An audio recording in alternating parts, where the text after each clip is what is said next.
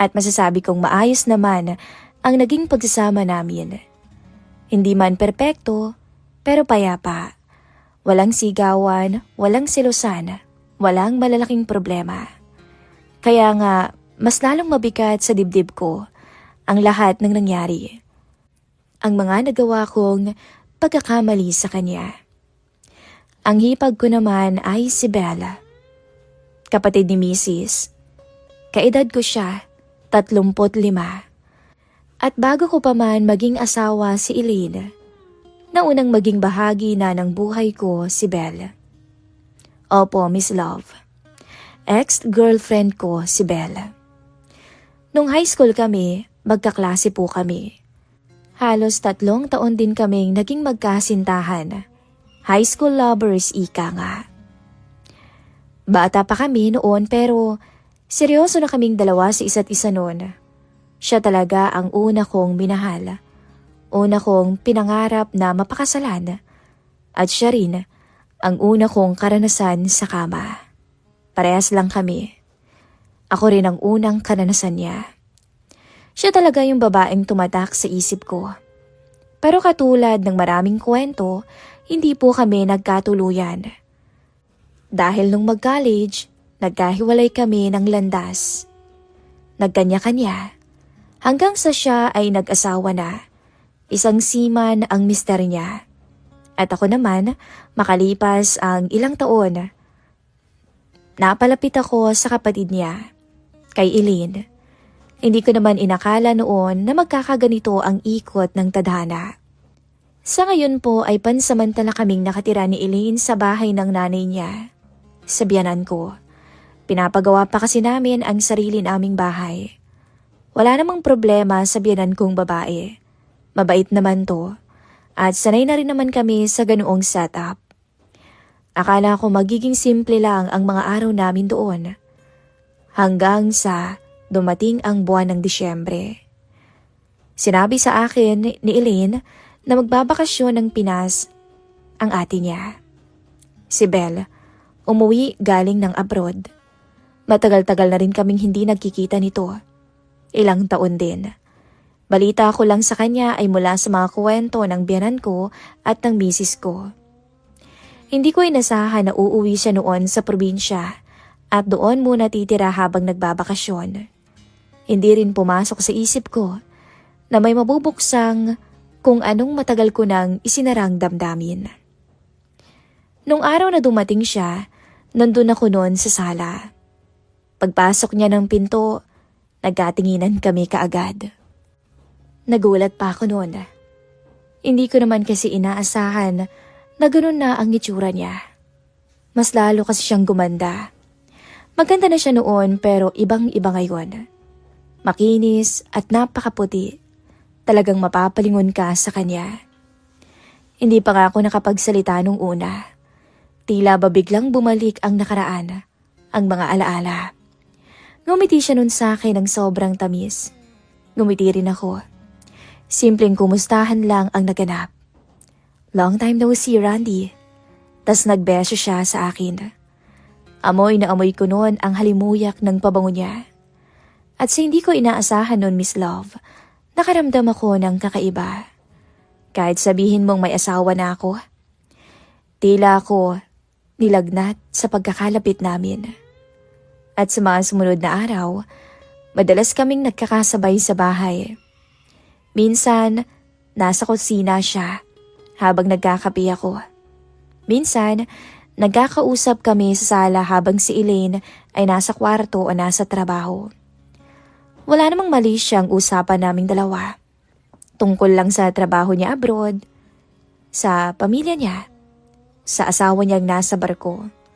Ako naman ay nakikinig lang palagi. Hanggang isang gabi noon, Miss Love. Maagang natulog si Mrs. dahil sa pagod. Naiwan kaming dalawa noon ni Belle sa sala. Medyo maulan noon sa labas, kaya naman naisipan naming magkaping dalawa. Hanggang sa magkakwentuhan kami at napunta ang usapan sa nakaraan. Naalala po ba yung dati? Tanong niya sabay ngiti. Tumango lang ako sa kanya. Hindi ko maiwasan noon na hindi mapatitig sa mukha niya. Ang laki kasi ng pinagbago niya. Lalo siyang gumanda. Oo naman. Naaalala ko pa yun. Sagot ko. Ang laki ng pinagbago mo ah. Biro niya pa sa akin. Ako? Ano namang pinagbago ko? Tanong ko. Marami kaya? Nagulat nga ako nung makita kita eh. Ang laki-laki ng katawan mo. Tsaka, lalo kaya tang gumwapo. Mukhang magaling mag-alagang kapatid ko ah. Natawa lang ako. Ikaw din naman eh. Lalo kang gumanda. Mukhang masaya ka rin sa asawa mo. Nung sinabi ko ang asawa niya, medyo nalungkot siya.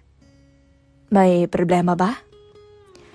Alam mo, Randy, sa totoo lang, hindi ko alam. Pakiramdam ko hindi ako masaya. Alam mo ba halos bilang lang sa daliri na magkita kami. Kaya nga hanggang ngayon, wala kaming anak. Ang tagal-tagal na namin nagsasama, ang tagal-tagal na naming kasal, pero wala kaming anak. Nahihirapan kasi ako sa sitwasyon namin. Ako nasa abroad, siya nasa barko. Uuwi siya ng Pinas, nasa abroad ako. Hanggang sa lumingon siya sa akin. Doon nagsimula na muli kaming magkalapit na dalawa. Hindi man sa pisikal, hindi pa. Pero sa loob ko, may namumuunang gulo. Isang pakiramdam na pilit kong tinatabunan. Alam kong mali. Alam kong may asawa ako at may asawa din siya. At alam kong kapatid niya ang misis ko. Pero sa bawat araw na nagkakausap kami, mas nahihirapan akong pigilan ang sarili ko. Hindi dahil may ginagawa kaming kung ano, kundi dahil may nararamdaman na akong hindi dapat. Hindi alam ni Mrs. ang lahat ng ito. Sa paningin niya, normal lang ang lahat. Masaya siyang kasama ang kapatid niya. At ako, sa gitna ng kasiyahang yun, unti-unting nawawala sa tamang direksyon. Hindi ko alam noon na ang simpleng bakasyon na iyon ang magsisimula ng pinakamabigat na kasalanan sa buhay ko. At hindi ko din alam kung saan ako dadalhin ng kahinaang to. Dahil sa mga sumunod na araw, may mga bagay na mangyayari na hindi ko na kayang bawiin pa. Lumipas ang araw, Miss Love. Mas lalong naging komplikado ang mga araw ko. Hindi ko namalayan kung kailan ba kami nag-start na magkalapit na dalawa. Minsan nga, lumabas siya ng CR noon. Nagkasalubong kami at nagulat ako dahil nakatapis lang siya ng tuwalya. Kita ko ang legs niya na basang-basa pa. Hindi ko napigilan na hindi makaramdam ng atraksyon sa kanya. Lalong-lalo na pag naiisip ko na siya ang una ko at ako ang unang karanasan niya. Para bang gusto kong ibalik ang dati. Araw-araw may dahilan para magkasabay kami. Hanggang sa hindi ko sinasadya. Pero palagi kong nahuhuli ang sarili kong hinahanap na ang presensya niya. At sa tuwing napapansin ko iyon, agad kong ibinabaling ang isip ko kay Eileen. Sa misis ko. At ang katotohanang ako'y may responsibilidad na hindi ko dapat talikuran. Pinipilit kong pigilan ang sarili ko. Pero sabi nga ng lahat o ng nakararami, mahirap Miss Love na maging kalaban ang tukso. At hindi ganoon kadaling pigilan ang damdamin, lalo na kung matagal mo nang kakilala ang isang tao. Isang linggo na noon ang nakararaan nang umuwi si Belle. May duty si Mrs. Gabi noon, tahimik na ang buong kabahayan. Ang binan ko'y maagang natutulog. Ako naman, kakauwi ko lamang noon galing sa trabaho. Pagod ang katawan ko. Pagpasok ko sa sala, bumungad kaagad si Belle. Nakaupo at tila may hinihintay. Nagkatinginan kaming dalawa. Walang salita sa unang ilang segundo. Nagtanguan lamang kami. Pero ramdam ko agad ang bigat sa pagitan namin. Umupo ako noon sa tapat niya hanggang sa magsalita siya. Randy, mahina niyang tawag sa pangalan ko. Tumingin ako sa kanya. Sa mata niya nakita ko ang isang bagay na matagal ko nang hindi nakikita sa kanya. Isang lungkot, kalituhan, at isang tanong na hindi niya masabi ng diretso sa akin. Nag-usap kaming dalawa, hindi tungkol sa kung anong nangyari sa amin noon, hindi rin tungkol sa kung anong pupwedeng mangyari ngayon, kundi tungkol lamang sa buhay namin. Sa kanya, sa asawa niyang palaging wala. Sinabi niya ang mga kakulangan ng mister niya, na sobrang lungkot ng buhay niya pagdating sa kama. Ako naman ay nakikinig lang. Minsan napapatitig ako sa leeg niya. Makinis at maputi, na kahit may pawis ay nagbibigay sa akin ng kakaibang pakiramdam. Kami naman ni Elaine walang problema pagdating sa kama. Pero doon niya sinabi ang mga salitang tuluyang gumulo sa isip ko. Alam mo, Randy, namiss kita. Sabi niya, diretso, pero nanginginig ang boses. Hindi ko naman sinasadya yun eh. Pero, bigla ko nalang naramdaman ulit. Parang may kung anong kumabog sa dibdib ko noon, Miss Love. Gusto kong tumayo, gusto kong itigil ang usapan, gusto kong sabihin na malito. Pero sa halip, nanatili akong nakaupo. Nakatingin sa kanya, pilit na nilalabanan ang konsensya. Pero parehas tayong may asawa. Hindi na dapat natin to nararamdaman sa isa't isa. Tumango siya. Alam ko, Randy. Alam ko. Pero gusto ko lang itanong sa'yo, kung may natitira pa bang tayo? Kung may nararamdaman ka rin ba ulit sa akin? Doon ako tuluyang natigilan. Kahit ngayon lang. Wala namang mawawala kung hindi malalaman ni Elaine, diba? Hinawakan niya ang kamay ko. Pagbigyan mo na ako. At ako nang bahala sa'yo, Randy. Alam kong naaalala mo ang nakaraan natin. Alam kong parehas tayong dalawa. Pati na rin yung unang beses na may naganap sa atin. Hindi mo ba na-miss yun? Sinubukan kong maging matatag. Sinabi ko sa sarili ko na lilipas din to, na sandali lang to, na bukas babalik ang lahat sa dati. Pero habang magkatabi kami noon, ramdam ko ang presensya niya. Ramdam ko ang alaala ng isang relasyon na hindi ko kailanman tuluyang nakalimutan. Hindi ko alam kung sino ang unang lumapit noon. Ang alam ko lang, nagkatitigan kaming dalawa ng mas matagal kaysa sa dapat. At nung gabing yon, bumigay kami parehas. Habang duty pa si Mrs., nagtampisaw kami ng ate niya sa isang kasalanang kailanman ay hindi na namin maibabalik. Hinawakan niyang kamay ko noon at napunta kami sa kwarto niya. Nagkala siya ng suot niya, ako naman ng polo ko, at doon nangyari ang hindi dapat. Sulitin na natin. Habang nandito pa ako sa Pinas, pagbalik ko, tapos na rin, sabi niya. At doon na nga nangyari. Ang halik ay lumalim hanggang sa nauwi sa isang mainit na pagtatagpo. At pagkatapos noon, ngumiti siya sa akin. Salamat, Randy. Hindi mo alam kung gaano mo ako napasaya ngayon. Alam mo bang halos mag-iisang taon na rin mula nung magkita kami ng mister ko. Pero gaya ng sabi ko sa'yo, ayoko namang masira ang pamilya niyo ni Elaine. Mahina niyang sabi. Tumango ako. Ako rin naman. Pero pareho naming alam, may nangyari, kaya't sira na. Mula noon, nagbago na ang lahat. Sa bawat pagkakataon na magkakasalubong ang mga mata namin, bumabalik na ang alaala ng gabing yun. Isang alaala na pilit kong tinatago, pero alam kong hindi basta-basta makakalimutan. Doon ko naisip, kung ang isang gabi lang ay ganito na ang nangyari, paano pa kung magtagal siya?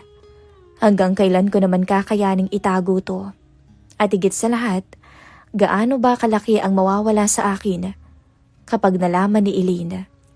Sa puntong yon, hindi ko na kontrolado ang sitwasyon.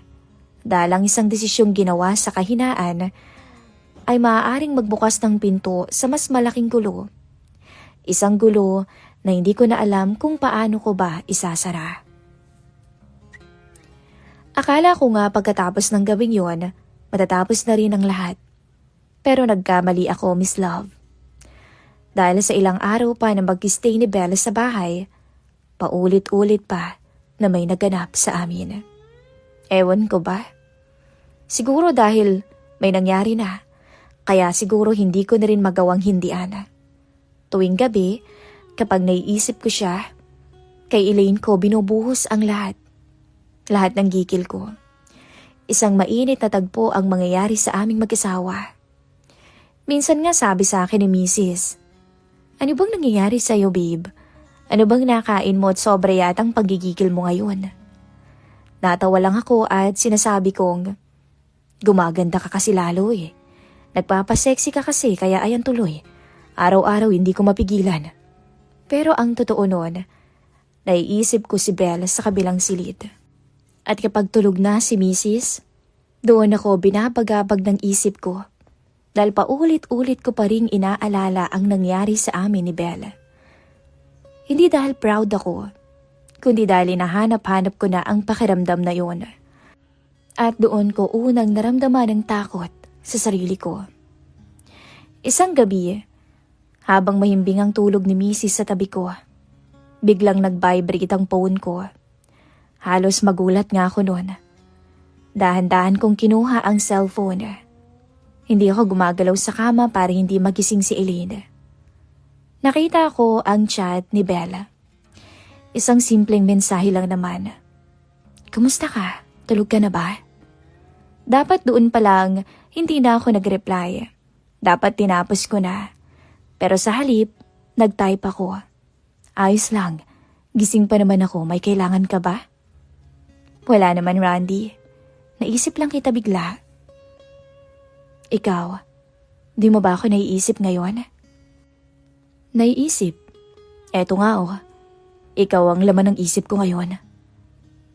"Gusto mo ba akong puntahan? Bukas lang ang pinto ko. Diretso ka na lang." "Baka kasi magising si Elaine eh."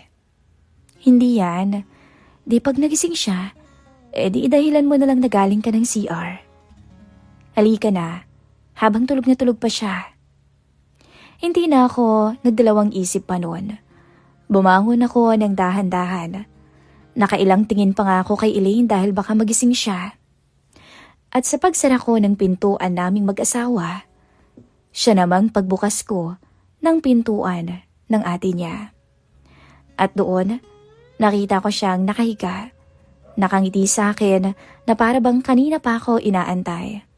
Nakasando at kitang-kita ko ang kakinisan niya kahit lampshade lamang ang tanging liwanag. Hinalikan ko siya agad at doon muling may naganap sa aming dalawa. Aware akong mali ang ginagawa ko, pero gabi-gabi parang may lihim na mundo kaming binubuo sa pagitan ng mga chat namin. Mundo na kami lang ang nakakaalam. Pagkatapos pagbalik ko ng kwarto, i-delete ko ang mga message namin. May mga times na ako ang unang nagchat-chat. May magabi na siya naman. At sa bawat beses, mas bumababa lalo ang depensa ko. Hindi nagtagal, lalo kaming nagkalapit na dalawa. Minsan sa kusina, sasadyain naming sagiin ang kamay ng isa't isa. Minsan sa sala, maglalapit kami ng masyado. Maliliit na bagay lamang iyon, pero sapat para magpaalala sa aming ginagawang lihim. Hanggang isang hapon, muntik na kaming mahuli noon. Nasa kusina kami ni Belle. Nakayakap siya sa akin at tila ba kami ang mag-asawa. Bigla akong narinig ang yabag ng paa. Boses ng binan ko mula sa may labas. Buti na lamang talaga malakas ang boses nito, kaya't narinig namin agad. Agad kaming nagkahiwalay. Nagkunwari kaming abala. Siya ay nasa lababo, ako naman ay nasa ref. Pumasok ang biyanan ko. Tumingin sa amin sandali tapos ngumiti.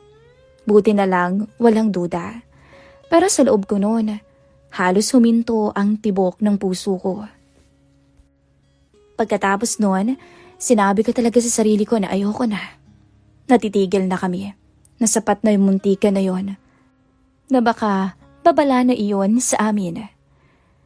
Pero Miss Love, ilang gabi lang ang lumipas, bumalik na naman ang mga chat namin, na para bang walang nangyari, na para bang nakalimutan namin na muntik na kaming mahuli.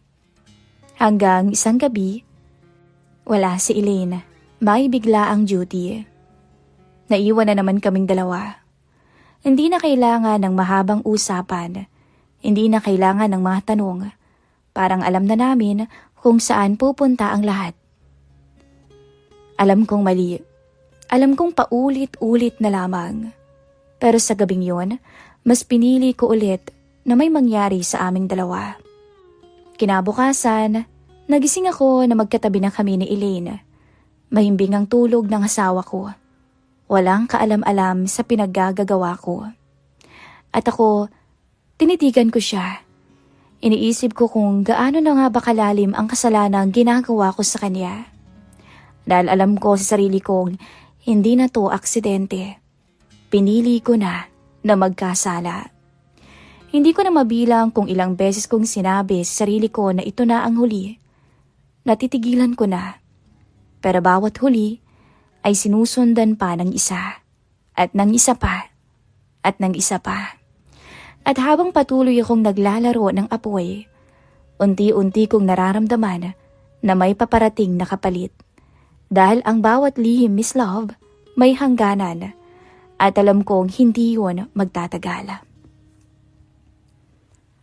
Habang papalapit ang araw ng pag-alis ni Belle, pabalik ng abroad, mas bumigat naman ang pakiramdam ko. Dahil alam ko sa sarili ko, hindi ko man aminin, mamimiss ko siya. At alam kong matatapos na rin. Ilang araw na lang bago ang flight niya. Tahimik na si Belle. Hindi na nga kami nagkaka-chat. Kapag nagkakasalubong kami sa bahay, nag-iiwas na siya ng tingin. Na para bang pareho naming inire-ready ang sarili namin. Na para bang sinasanay na namin. Isang gabi, bago ang alis ni Belle, nangyari ang hindi ko inaasahan. Maagang umalis si Elaine para sa isang errand. Sinabi niyang babalik din naman siya. Maya-maya, pumasok sa kwarto namin si Belle. Randy, pwede bang last na? Mahina niyang sabi. Pabaon mo na lang sa akin. Gusto ko sanang tumanggi noon. Gusto kong sabihin na tama na siguro. Pero wala eh. Pumayag ako. Total, huli naman na. Tsaka isa pa, gusto ko rin naman eh. At yun ang malaking pagkakamali naming dalawa.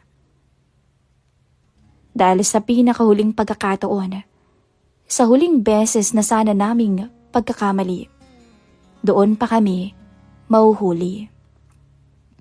Hindi pa man kami tuluyang nakakarating sa sukdulan, bigla ko na lamang narinig ang pagbukas ng pinto. Randy, nanlamig ang buong katawan ko noon nang marinig ko ang boses ng asawa ko. Si Elaine, nakatayo sa may pintuan. Gulat na gulat ang mukha. Hindi ko alam kung paano ko haharapin ang mga sumunod na segundo. Para bang biglang bumagal ang oras. Bigla akong nanlamig. Nung bumukas ang pinto ng kwarto, tumama ang tingin niya sa amin, sa itsura namin ng ate niya.